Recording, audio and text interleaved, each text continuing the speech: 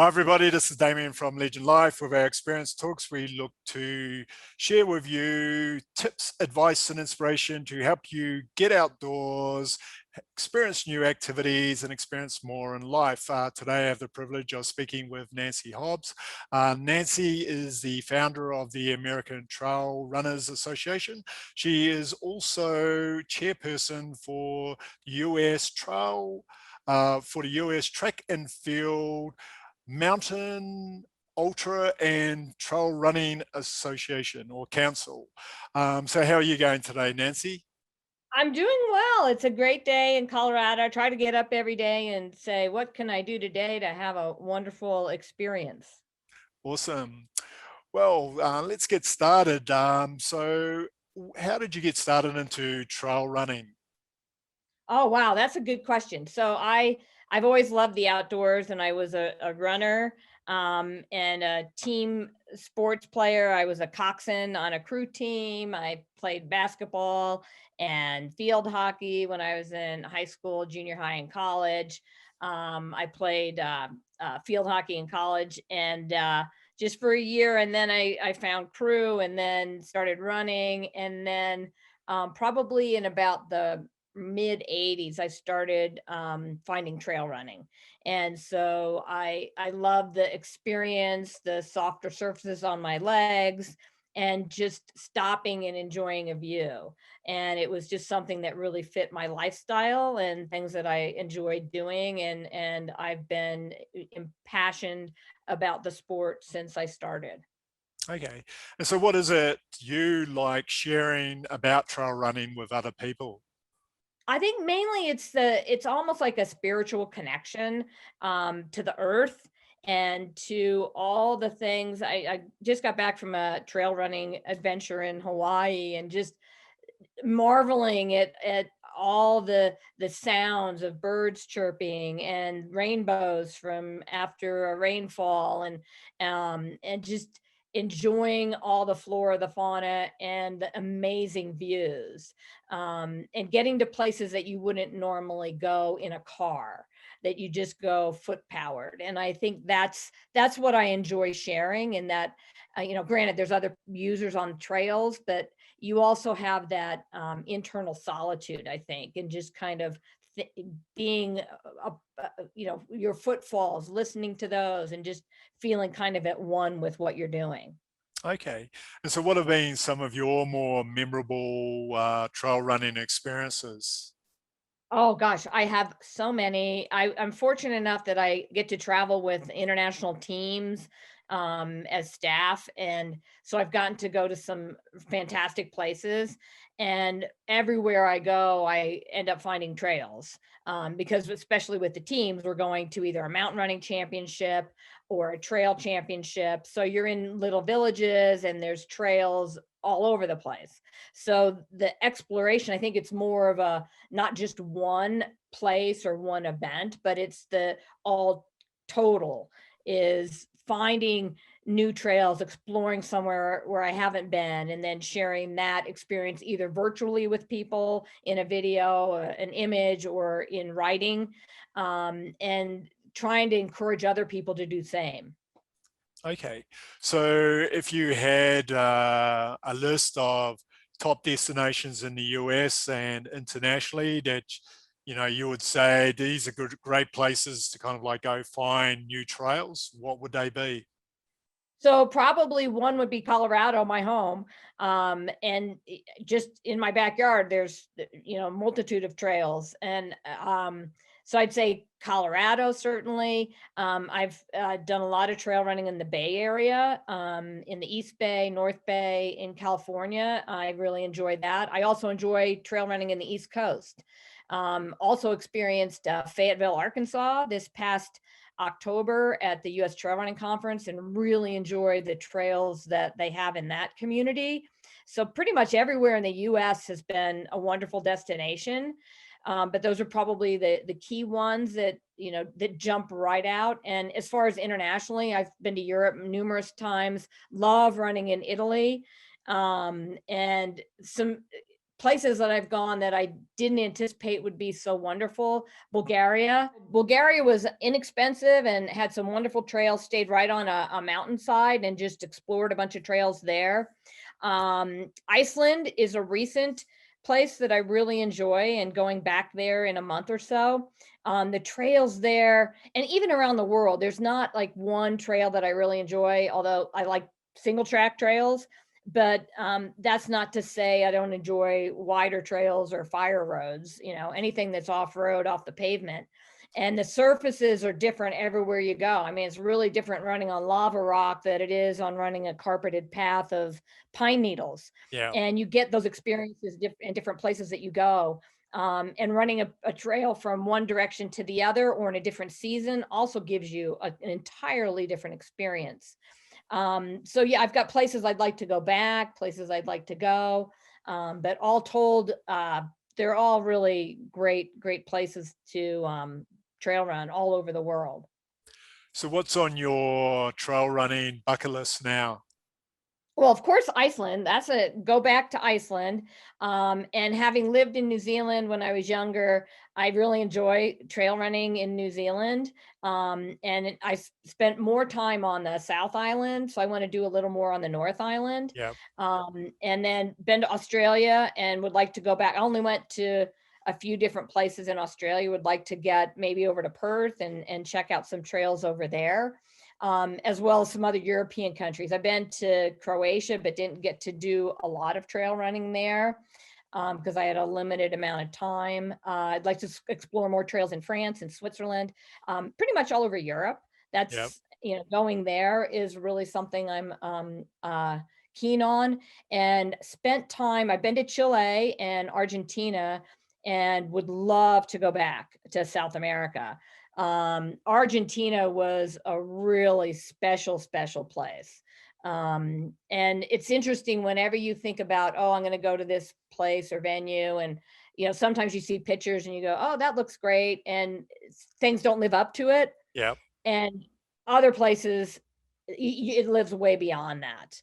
And Argentina was certainly one of those places. Iceland, a lot of the places do exceed expectations. And yeah, so those are all kind of on the list or on a list that I go back to.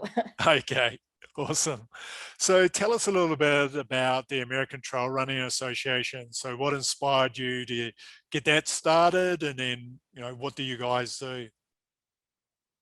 Yeah, so the reason I founded the Trail Running Association was because there wasn't that voice in the community. There was the American Hiking Association, there was road running groups, but there wasn't anything specific to trail running. And back in '96 when were founded, there wasn't as much I guess accessibility or promotion of the sport. It was kind of in its infancy, even though there were trail races and there was trail running. It wasn't where it is now. Yeah. And I think we started at the right time. And a lot of what we're geared to is building community and creating education and resources for people, be that through our articles that we post, videos, interviews, through social, and trying to be a better planet in terms of sharing with people sustainability efforts, what climate action means,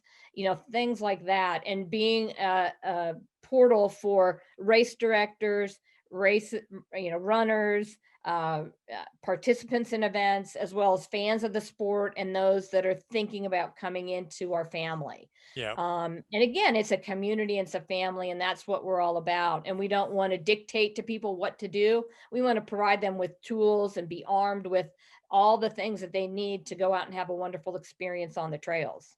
Okay, awesome. So I think this is a good lead into us perhaps giving a bit of a lowdown on everything you need to know to kind of get started with trail running. So to get kick started, maybe you can give us a definition of what exactly trail running is. Yeah, so the easiest definition of trail running is something that's off pavement, whether that's tarmac, sidewalk, concrete, paved macadam, a paved surface. So it could be a dirt trail, it could be a rocky path. It could include forested areas with roots and natural obstacles. And the best trails are probably those that are marked. I mean, you should stay on trails if they're marked. You shouldn't go wandering off and making social trails. Yeah. Um, so, and the way trails are marked is very different depending on where you are in the US, in the world, what kind of things you're looking for markers. And I think educating yourself on what to look for in specific trails, and that's if you pick, okay, I'm going to run XYZ trail, do a little research on what the trail's about, what the course profile is, what the surface is going to be, those type of things. So you have it in your mind, and you also know kind of distance or time that's it's going to take you to be out on the trail. And probably the best tip for somebody is to stop and enjoy the view, as opposed to running along on a rocky trail and going, oh wow, that's a great view, and then you're down on the ground. Yeah. So the most important thing is to stop and enjoy the view. And trail running, even though running is in the term, doesn't mean you have to run every step. And so do it at your own pace. And you don't have to run a 5-minute mile on the trail. You don't have to run a 25-minute mile. It's just whatever pace is comfortable for you is the one that you're going to have the most fun doing. Okay. So pretty much trail running is accessible to all kind of fitness levels. You just kind of Yeah. determine your own pace. Exactly, exactly. And a lot of times, and I like to say that hikers are really good transitioning into trail running, because they can go see more things in a shorter period of time because they're going a little bit faster. But Yeah. that doesn't mean you can't incorporate that fast hiking or even a slow walk in with your trail running, especially when you go up really steep slopes or you have really gnarly, challenging terrain. Slowing down and enjoying this experience, if it's not a race, why not just go out and enjoy and have a great time taking pictures, or writing a poem when you're out on the trails to be inspired, whatever it might be. But I think that's really important too. And that a trail run, as opposed to a road run, you're going to probably take a little more time on the trails than you are on the roads to achieve the same distance. Yeah. So what other tips do you have for a first time trail runner? I think it's a good idea to, well, know where you're going. And if you start out trail running and you feel like, I don't know anything about this, find a group or another individual that knows something about the sport and get them to kind of give you a primer and give you some tips. And, obviously stretching and doing some things that are conducive, getting a core and balance is really important.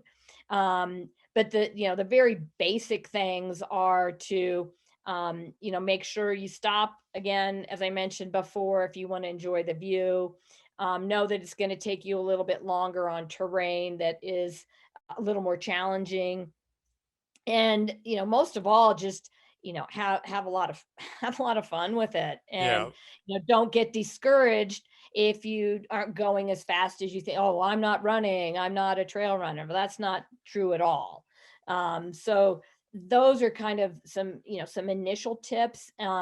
Checking out trail running shoes. If you're going to be doing a lot of trail running, it's a good idea to invest in a good pair of trail running shoes. Yep. Most people don't live at a trailhead, so a transition shoe or a kind of a hybrid that's good on the roads and the trails is a good option. Wear the right equipment. If you're going to be out for a fair bit of time, over an hour, get hydration and fueling. All that type of thing is important in the outdoors. So what other type of equipment beyond the shoes you mentioned do you potentially need? Say you're going to run for like more than an hour. What kind of other stuff can you bring along? I think the best thing is to get a good hydration pack, and they make them for men's sizing and women's sizing. make sure you have plenty of water. Usually the ones with the collapsible bottles are super because you can put water in one side and electrolytes in the other, Yeah. and you can go back and forth with that. And these packs can carry your keys if you parked at a trailhead. You can have some snacks in there, an extra jacket, because weather changes can be dramatic, especially in the mountains, but not to say it's not that way. I mean, in Hawaii, we ran through, mist to rain to sunshine to wind. Yeah. So you can get into all those type of things. So I always tell people, be prepared for what the weather is when you begin and what it may become on your journey. So that means, look at the weather forecast and look at what the forecast, beyond whatever the time is that you're going to be out there, and be prepared for whatever you're going to experience on the trail. And it's a good idea to take a map. If you've got a paper map, put it in a plastic bag so it doesn't get sweaty or wet. Take a fully charged phone if you need it for a phone call, or take great photographs, and put it on airplane mode when you're not using it, so it saves the battery because you don't want it to run down. Yep. And a pair of gloves is really helpful, because lightweight gloves, especially because if you trip or fall, and this is good for the summer months as well, because you might get onto a really gnarly terrain and you might slip and fall. And if you've got your hands covered, you're doing way better. Yep. So just certain things like that, sunscreen, sunglasses, those type of things, comfortable clothing, for whatever the conditions are. It's oftentimes, if you're going to be out for a really long time, take a hand sanitizer packet with you and some Band-Aids and, things like that, if you're going to be out for a longer time. What about those hiking poles? Like if you're going to more mountainous terrain, are they useful? Yeah, so I think if you got to a trailhead, you've never used trail running or trekking poles before, it's not the best time to start using them. Learn how to use the poles correctly. Collapsible poles are awesome because you can just put them in your hydration pack and carry them along and use them when you need them.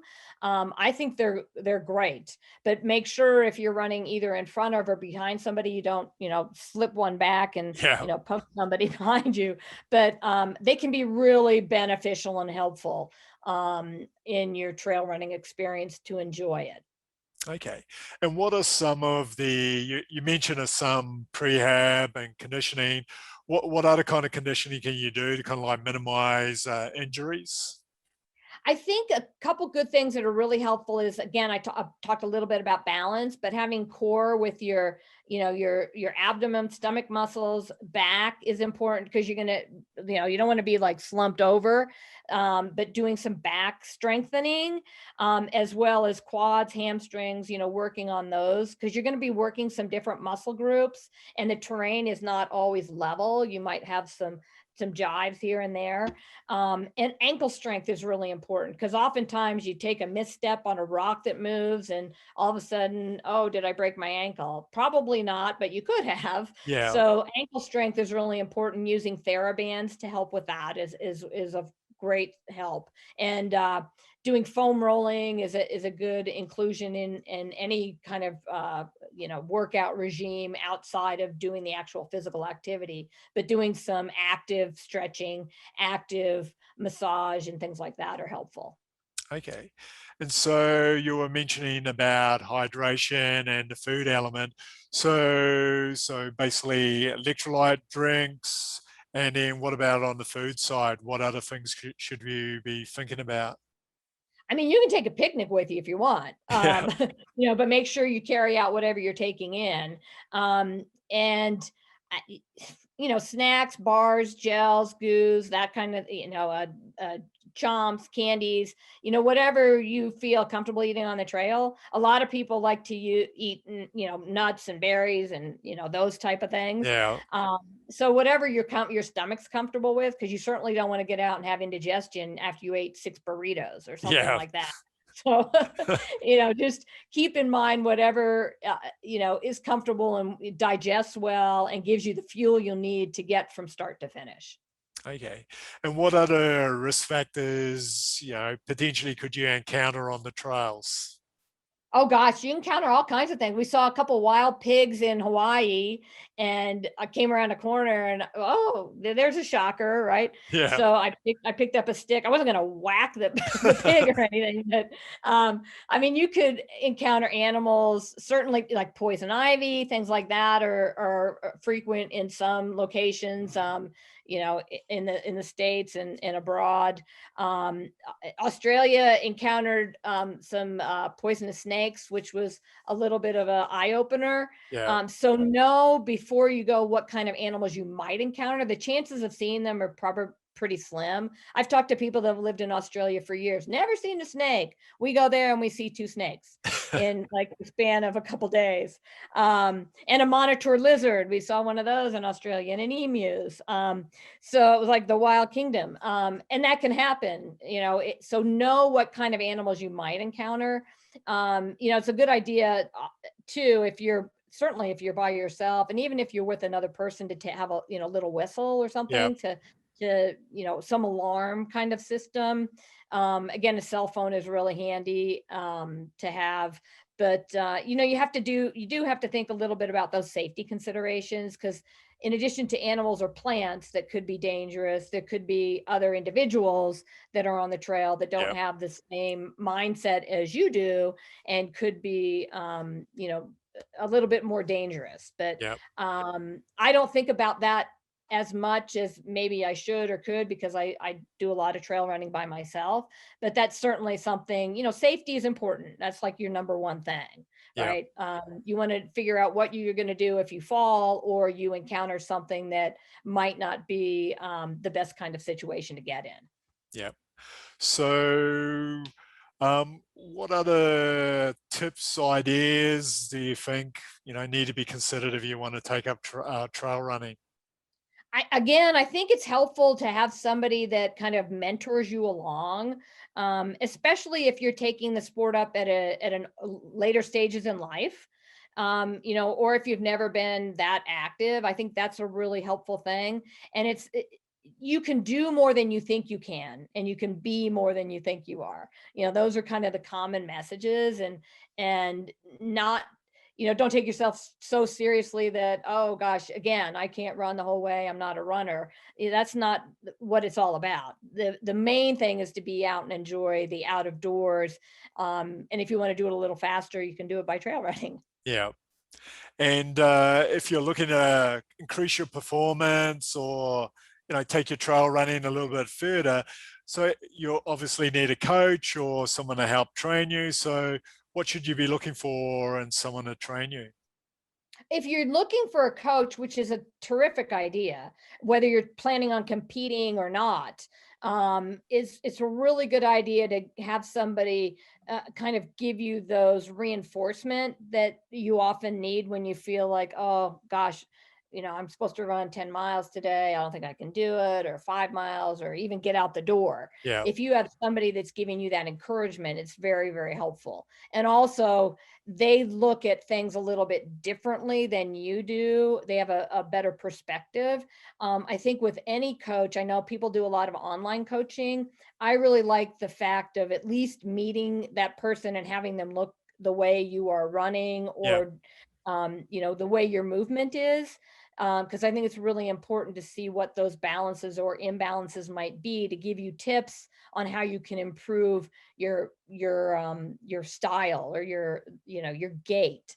And if you can't do it in person, then have a video taken of you that you could share with your coach, and they could say, oh, you might want to consider this, or your hips are off, what kind of shoes are you running in, just really simple kind of things. And you can get a lot of those tips too at a specialty run store. Yeah. If you go into a specialty run store, they can watch you run on a treadmill or watch you run outside, and they can get you in the right footwear. And they can also take your old shoes in, they can see what the wear pattern is and get you in the right shoe. Because that's what causes a lot of the injuries, is you're not wearing the right shoes. It all starts there, and then everything is connected. Yeah. So I think those are really important pieces. Okay.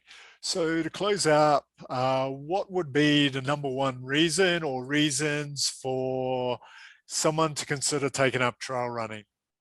Oh, because I could be as happy as I am on the trails. Very good. So, so basically it's the connection with nature and being out there, being Yes. physically active.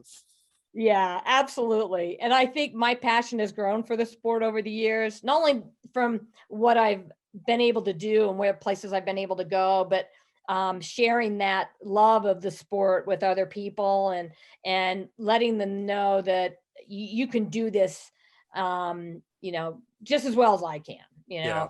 I get out there and do it, and be fit, be happy. You just that first step out the door is always the hardest one. No, awesome. So changing direction a little bit, what's your definition of adventure? I think for me, adventure is getting a little bit out of the comfort zone and not, I mean, I'm a big planner, but I still like to have that spontaneity. So adventure to me somewhat relates to spontaneity. Yes, okay, we're going to go do this trail at this venue, but if we see a path or a fork, we don't know where it goes, but why not? Let's go find out where it does go. Yeah. So I think that for me, adventure has an element of creativity in the mind and spontaneity, and saying I can or I can do more. That's kind of where I look at adventure. Okay. So for someone obviously who enjoys the outdoors and getting out there and having a bit of an adventure, what would you say to others, the reasons why they need to add a little bit more time outdoors and more adventures and more experiences in their life? Well, I think any time you challenge yourself, because a challenge is like you don't think you can really do it. And then when you've done it, it just feels like you can take that and translate that to other areas in your life. And I think that's a really important way to kind of marry sport outdoors with lifestyle indoors or in Yeah. your professional career. And I think if you get those experience, it builds confidence. A lot of people don't feel empowered or confident. And I think those are ways that you can elevate that confidence or even just start to have some confidence. And even if you set something or have a challenge and you don't get it the first time, or it's not reached, it doesn't mean you've failed. Yep. If you decide that you want to do it again or you want to try again, yeah, I can't go over that creek today because I'm a little nervous about where the rocks are, but when I get to the trail and that creek is there the next time, maybe I will go through. Yep. Or whatever it might be. And just to set that bar and try to reach it, but if you don't reach it all the way, don't just eliminate it and say I'm never going to do that. Just maybe try again. Yeah. No, awesome. So, and what would you say to someone who's approaching 40 or has just reached 40 and is viewing it kind of like negatively or with some kind of anxiety?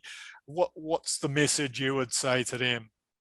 I say turn your frown upside down and get on it, right? um, I've been, running all my life. Apparently, I started, run. I went from crawling. I didn't even crawl. I went from like, oh, there she is laying on the floor, and 9 months old, I was walking and running. So, and been running ever since.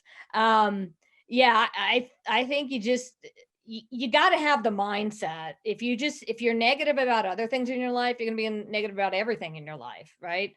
Whether it's a relationship or whatever it is. And maybe consider trail running or consider whatever you're doing outdoors as a relationship. And do you want to have a crummy relationship? Well, then you won't have any fun doing this. Yeah. But if you want to have a good relationship, then how are you going to invest in yourself to make it a good relationship? It's the same with either a one-on-one relationship with somebody, a group relationship, or whatever you're doing. Look at it as I want to have a good outcome. So how am I going to do that? By being negative? No. By being positive and allowing the universe to come in and give you those tools and the ways that you can make it happy and positive. Yeah. Brilliant. So, what's your definition of living your best life, or what I call legendary life? Um, Boy, that's a good That's a good question. I would say I feel like I'm living it. You know, a lot of people say, "What are you going to do when you get older?" I'm like, "Well, I am older, and I'm doing what I want to be doing." And I think that's kind of where you want to be. Um, and I always look at it and I think, okay, if I wasn't doing what I'm doing, what would I be doing? And I think I really enjoy doing what I'm doing. So I'm going to keep doing it as long as I can. And yeah, so I guess living my best life would be continuing to do what makes me tick and what makes me happy, and trying to find joy in everything I do. And I'm a very happy and positive person. You know, I've had stumbling blocks along the way, just like anybody else. I've lost close people in my family, to, you know, injury, death. You know, I've lost very close animals. I've had really sad times, and you know, time heals those things.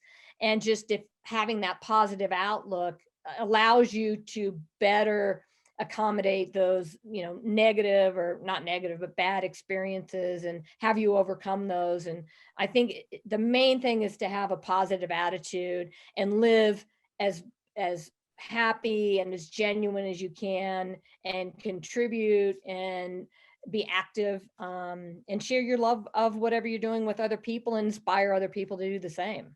Okay. And to close out, what are 3 life lessons you've learnt in life that you think would be of value for other people? Follow your passion.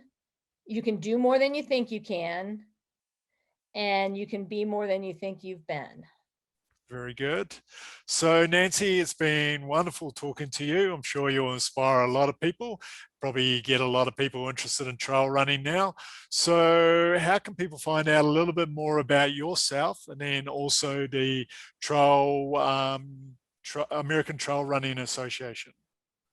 So I am accessible through Instagram, Twitter at Nano on Trails. That's my kind of nickname from when I was growing up. And trailrunner.com is the website for the American Trail Running Association. And through that website, you can find me, you can find my colleagues, and you can also find all of our social connections, through YouTube, Facebook, Instagram, Twitter, and the like. Okay, awesome. Well, thanks again. It's been wonderful. Thanks.